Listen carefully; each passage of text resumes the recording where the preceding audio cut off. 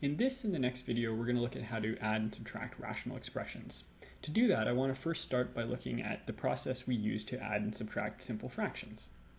So if we wanted to add 3 over 8 plus 5 over 12, well, we look at the two denominators and we think, what's the lowest common denominator? And in this case, we'd recognize that it's 24, so we know that we need to rewrite each fraction over 24.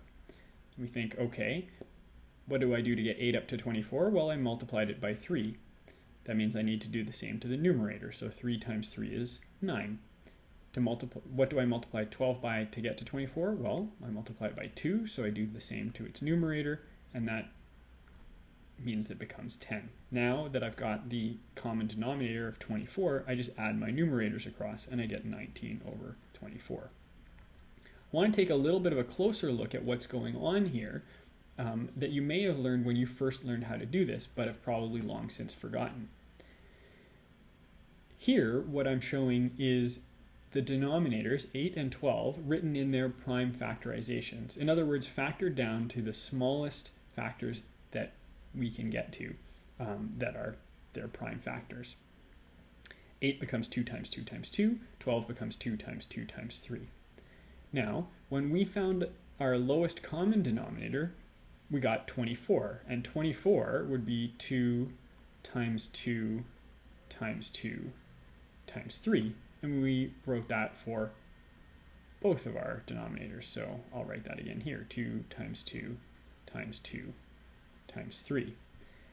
Now, what I want to illustrate by showing you this is that the lowest common denominator takes all of the distinct factors in both, but it doesn't repeat factors that are common. So notice that in both this denominator and this one over here, we have two 2's. Two 2's in both. So in the lowest common denominator, the two 2's are repeated. Then we also have to multiply by the things that are missing each from the other. In this case, there's a 2 here that's not in this one, and a 3 here that's not in the first one, so we need to multiply by 2 and by 3. So again, we take whatever's common, the 2 and the 2, and then we also multiply whatever is not common. In this case, there's a 2, in this case, there's a 3, and that gets us to our lowest common denominator. But we don't repeat the 2's. In other words, we don't just multiply all of this stuff by all of this stuff. If we were going to do that, then our lowest common denominator would end up having 5 2's and a 3, and in fact it wouldn't be the lowest common denominator at all. So the lowest common denominator does not repeat factors that are common to both denominators.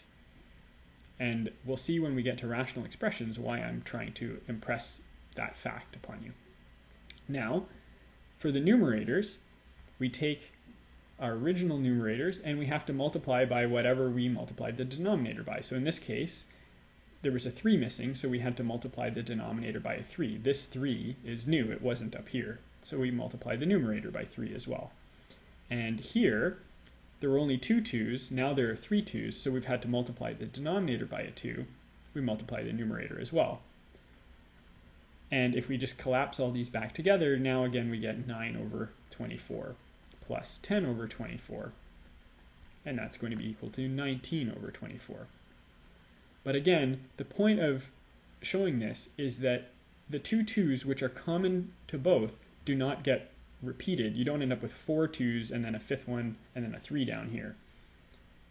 The lowest common denominator does not repeat factors that are common to both. In the next video, we're going to look at how to add and subtract rational expressions. And this is the process we're going to follow. We're going to factor the numerators and the denominators fully, and then find the lowest common denominator. Again, the lowest common denominator is not going to repeat factors common to both denominators. We're going to multiply the top and bottom as needed to change all the denominators to the lowest common denominator, as we do when we're adding and subtracting fractions. Then we're going to add and subtract rather as needed, and then we're finally going to find our restrictions. And we'll go through an example of all of that and review these directions in the next video.